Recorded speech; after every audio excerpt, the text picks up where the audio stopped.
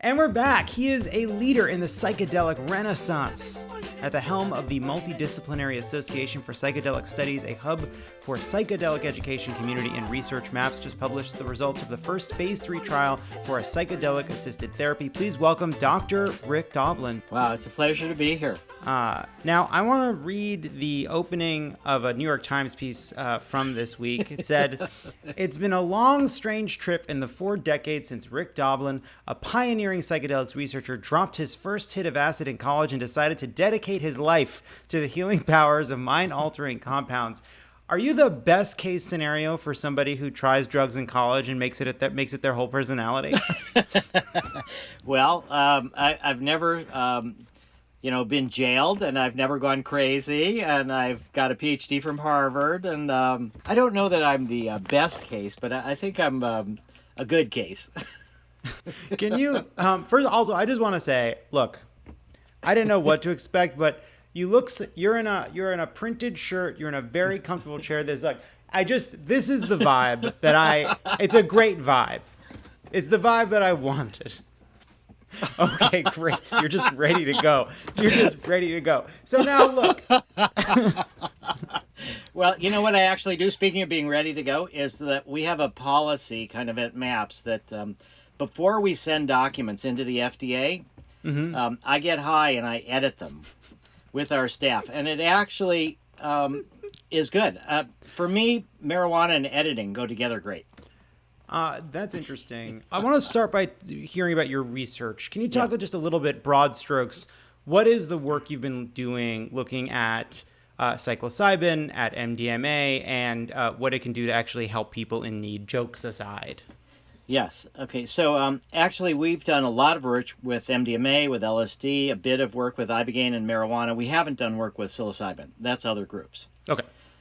But 1985 is when the DEA criminalized MDMA, and I'd been involved trying to keep it legal at that time. We had a lawsuit against the DEA, and we won the lawsuit. The DEA administrative law judge said it should be Schedule 3, meaning it should be illegal for recreational use but legal for medical use. And the DEA rejected the recommendation and criminalized everything and tried to shut down the research. So 86, 35 years ago, is when I started MAPS as a nonprofit psychedelic and marijuana pharmaceutical company. So the research that we're doing, there's 2 sort of different kinds of research. One is more academic research, where you're trying to figure out how things work, mechanism of action, it's called sometimes. The other is where you're trying to prove safety and efficacy in order to get approval for marketing a drug for a prescription on a prescription basis. So the research that we've been doing ever since 1986 has been aimed at drug development to make MDMA into a medicine to prove safety and efficacy. Then we were able to do a phase 1 dose response safety study, and that took us through the 1990s. And then in 1999, we started work with PTSD. So MDMA is terrific for post-traumatic stress disorder. It's in many ways like if you were to design a drug to treat PTSD, MDMA is it. So the research that we're doing now is called phase 3. It's the final stage of research. We have to do 2 phase 3 studies, each with 100 persons in them, in order to prove safety and efficacy. And if we can do that, then we anticipate FDA approval by the first part of 2023, so around 2 years from now. And the research that just came out was the first phase 3 study, and it was outstanding success. What did the results of the study show? Well, the treatment that we describe is therapy, but the MDMA makes the therapy better. So I just didn't want to leave the impression that MDMA, does this all on its own. You just pop a pill and all of a sudden you get better. That's not the way it is. You can pop MDMA and people can get worse. If they don't feel safe, if difficult emotions come up, difficult memories. So what we've shown is that therapy without any MDMA is actually pretty good for severe chronic PTSD. We include people that have previously attempted suicide. So we've taken the hardest cases. A lot of PTSD studies exclude them. And what we showed is that people who had, on average, 14 years of PTSD, 1/3 had more than 20 years of PTSD, but we showed that 32% no longer had PTSD 2 months after the last session in the group that just got therapy without MDMA. So that's really pretty good. But we showed when you add MDMA, all of a sudden 2/3 no longer have PTSD. It's pretty incredible. How much, not to put too fine a point on it, you know when you've taken MDMA. Yes. How much MDMA are we talking about? Are we microdosing? Are we... No. We're macrodosing. We're not macro in the sense of, as much as you can do. Mm-hmm. But what we're doing is trying to get to the core of the problem, to get the root of the problem and help people work through it. So we use, the first MDMA session is 80 milligrams. And then 2 hours later, we give half that amount, 40 milligrams, to extend the session. So it's an 8-hour session because we think once you're in this space, we call it the the window of tolerance in a way, that mm-hmm. you're not numb. People often numb themselves out with drugs and other things if they've got trauma, or you're hypervigilant and you're just so reactive you can't deal with it. So these are recreational doses. People will use that amount, but often in recreational settings, they do that once, and then a few hours later, they do it again. A few hours later, they do it again. And before you know it, 24 hours have gone by. Mm-hmm. I think where you're going with the question before is people usually can tell whether they've got MDMA or not. Right. So a big part of my PhD dissertation was on how to deal with the double-blind problem with mm-hmm. psychedelics. So luckily, I got my PhD before my professors and I realized that my theory was wrong. But the theory was that the best placebo drug to try to confuse people, whether they got the full drug, is a lower dose of the same drug you want to give them. So the challenge was going to be, how do we find that low dose that's not so low that you don't even notice it, but it's not so high that you start getting all the therapeutic benefits? And then you'll never find a difference between the two groups. Right. So the beauty and the terror, you could say, of doing clinical research is you put your ideas to the test and sometimes you find they're wrong. So I was partially right. We did studies with inactive placebo with 25 milligrams, 30 milligrams, 40 milligrams, 50 milligrams, 75 milligrams, 100, 125, and 150. And then we gave some to the patients. Sorry. Well, it's very funny because, some shamans, they take the drug and then they, try to heal the people. So mm-hmm. we switch around the power dynamics. All right. But, we want people to heal themselves. But we do believe that therapists should try the drug themselves before they give it to patients, ideally, so that they understand what they're going through. What we did discover is that the low doses of MDMA do produce some blinding, not perfect, but we discovered that 75 milligrams of MDMA was remarkably successful. And we did a study with veterans, firefighters, and police officers with PTSD, and the 75 milligram group actually did better than the 125 milligram group. But what we discovered with the lower doses is that they made people uncomfortable, that they activated them, but they didn't really reduce the fear. And even though they got better, they didn't feel comfortable, and they didn't get as much benefit as those people that got therapy without any MDMA at all. So what we presented to the FDA was that we can give you blinding that's good enough, but you're going to make it easier for us to find a difference between the two groups. I mean, you're describing this process taking place now over decades. Yeah. That research can be slow. How much of this is because the drug is illegal? Like, how much does that slow you down? We've been slowed down, I would say, more from financial reasons than because it's a controlled substance now. But earlier in the days, we were completely blocked because it was a controlled substance. So, MAPS doesn't advocate for, tell me if this is wrong, for research or legalization for drugs like heroin or cocaine. You're focused on other, is that? Well, I would say that's a bit wrong, in the sense that, do you know Carl Hart? Have you heard of Carl Hart? No. He's a neuroscientist, African-American. He's written a bunch of books. And now I'm embarrassed. Okay. Well, he's talked about how he thinks that he's found heroin to be productive for him. Oh. So what I've told him just the other day, and we're inviting him to participate in this process to become a board of director at MAPS. So what our view is, our goal is mass mental health. We need millions or hundreds of millions of people to be more open, more spiritualized, less coming from fear and trauma. That's the goal. And the two main strategies on the one hand are drug development, meaning making these drugs into medicines. And we've seen with medical marijuana that changed people's attitudes towards marijuana legalization. So one approach is drug development for people with clinical diagnoses. The other equal move for us is drug policy reform to move to what we're calling licensed legalization. And that should be for all drugs. And what I told Carl was that the more dangerous the drug, the more important it is that it be legal. And the reason is because when it's illegal, first off, people are getting impure drugs. And we see that now with fentanyl. All the people that are dying with fentanyl put into heroin and other things. So illegal drugs, you have quality control problems, and a lot of times people die from overdoses. But more importantly, or not more importantly, but in addition, when people have problems with drug use, that, let's say, heroin or cocaine, they're more reluctant to seek help because they're worried about the criminal justice. My father was a pediatrician. He's no longer alive, but he worked on one of the first studies with crack babies in Chicago. And he and his partners did the pediatric evaluations of these kids. And he was telling me, first off, there is no such thing as the crack baby phenomena. It's about poverty. It's about malnutrition. It's not about the crack cocaine.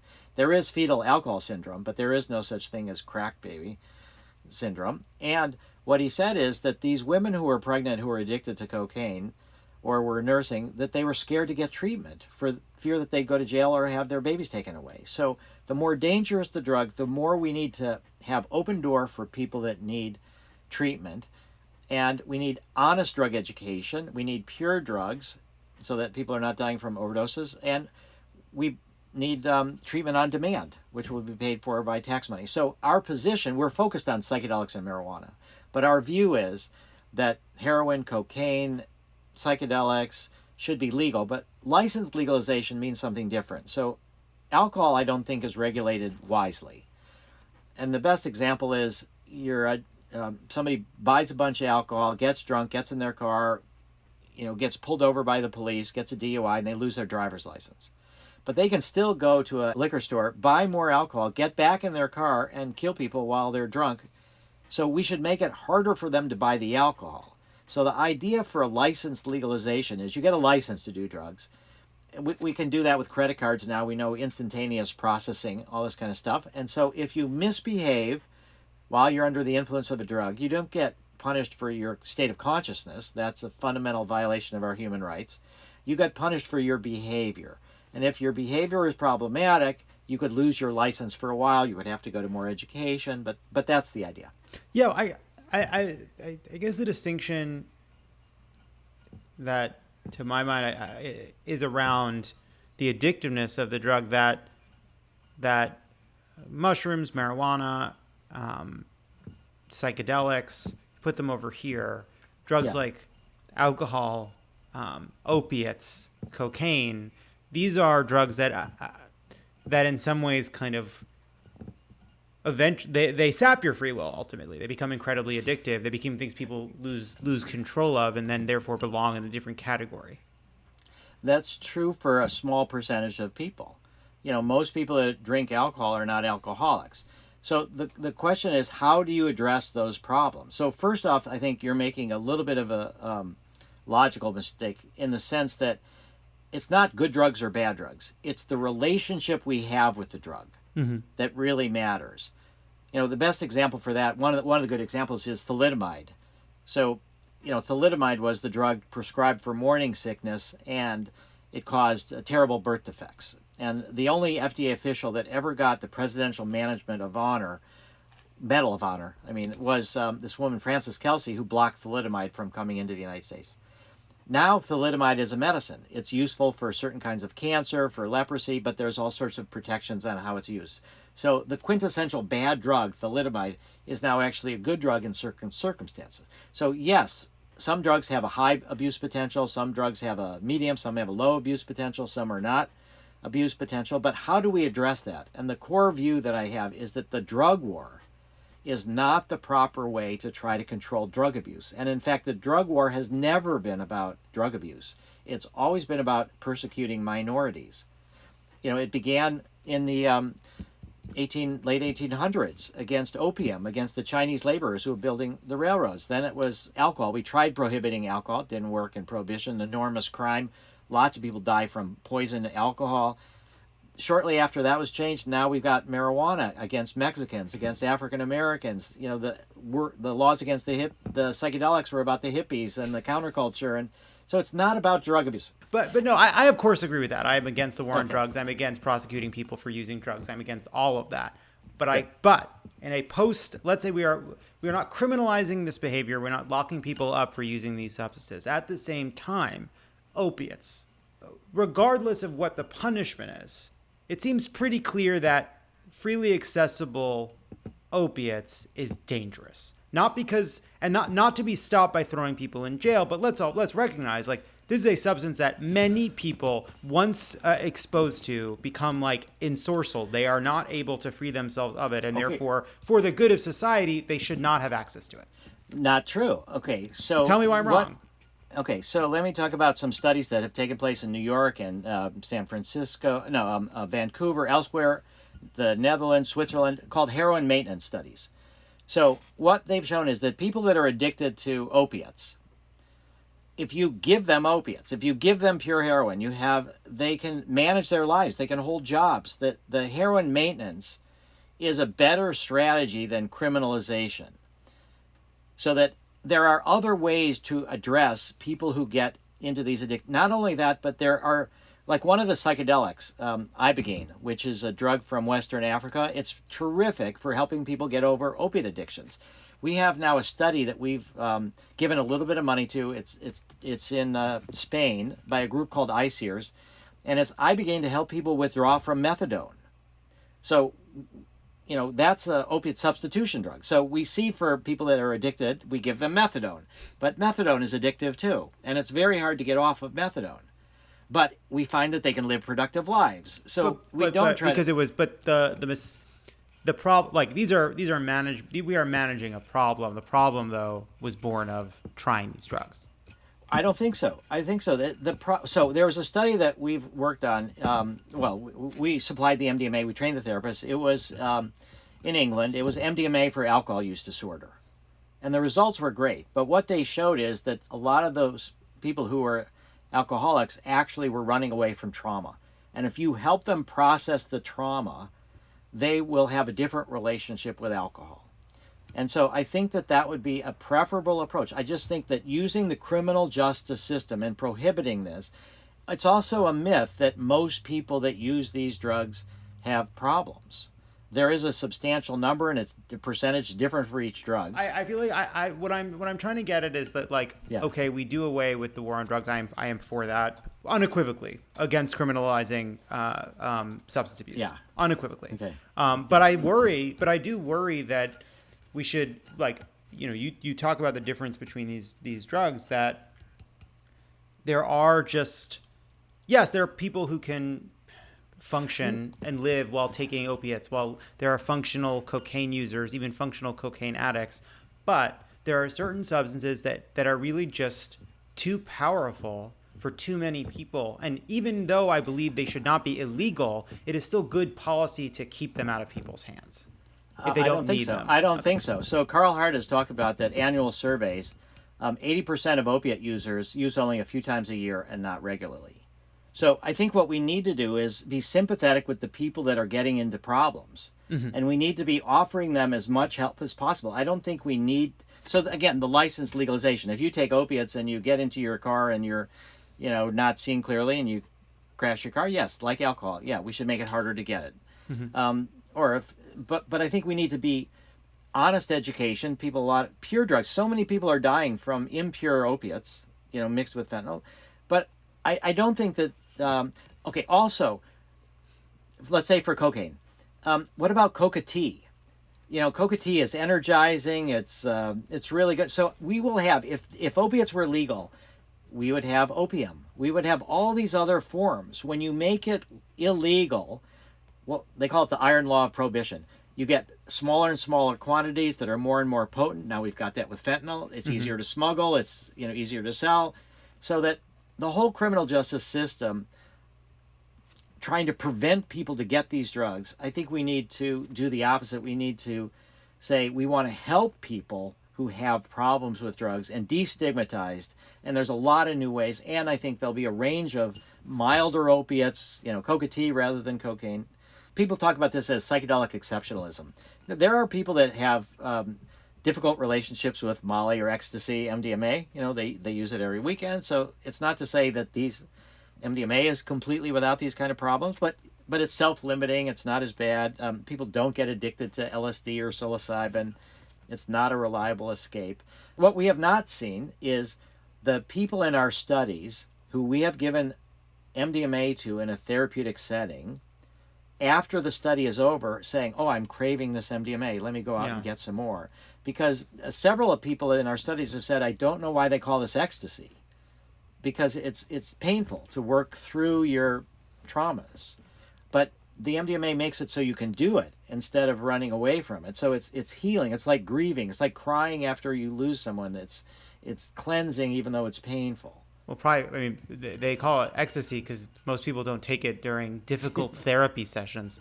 Yes. Before I let you go, thank you for the time. Psychedelics, I just wanted to hear, I'm just curious, Yeah.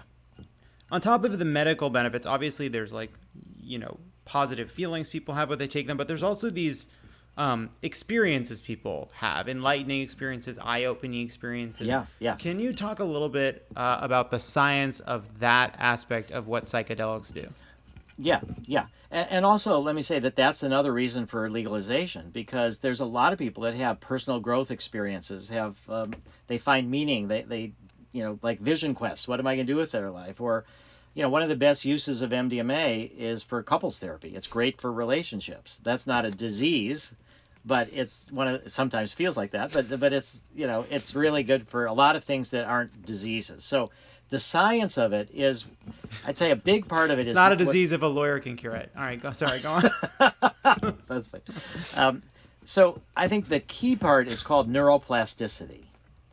So what that means is that we have now seen from animal studies with MDMA, also some studies with psilocybin, that these drugs promote new neural connections. New, not so much the birth of new neurons, although that can in some circumstances take place, but new connections between existing neurons. And so those are in new kind of areas of the brain, like pro-social areas of the brain for MDMA, so that people in MDMA, there were studies in mice that published in Nature that talked about a critical reward, social reward learning period. So when you're young, you learn things a lot better. We know that little kids learn languages easier than older kids or older people, and that you're more socialized. So MDMA returns the brain to a plastic state where you can experience things in a different way and reroute how you think of traumas, or even how you think about what you're going to do with your life. So that the science of it is that we're able to mold our brains. For the classic psychedelics, there's what's called the default mode network, which is, default means like your resting state. You fall into it. It's the sense of self. We've got this sense of this network in the brain that's more or less equivalent, you could say, to your ego or to your sense of self.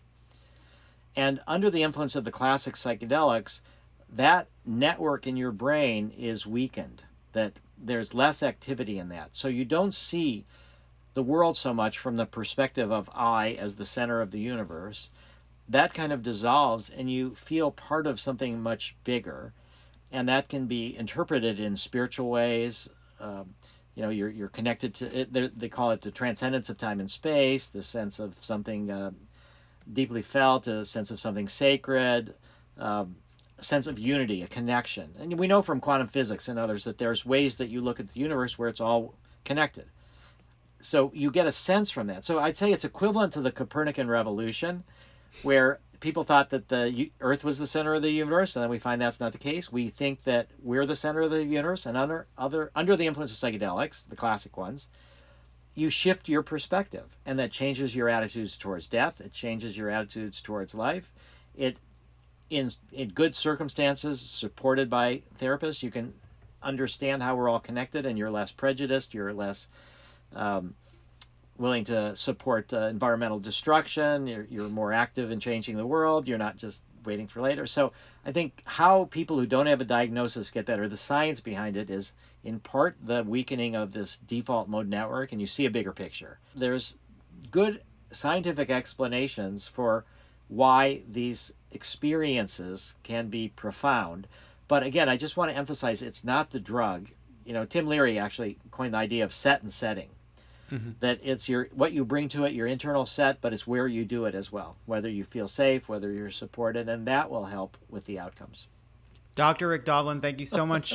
So good to talk to you. This is exciting. Yeah. This is exciting.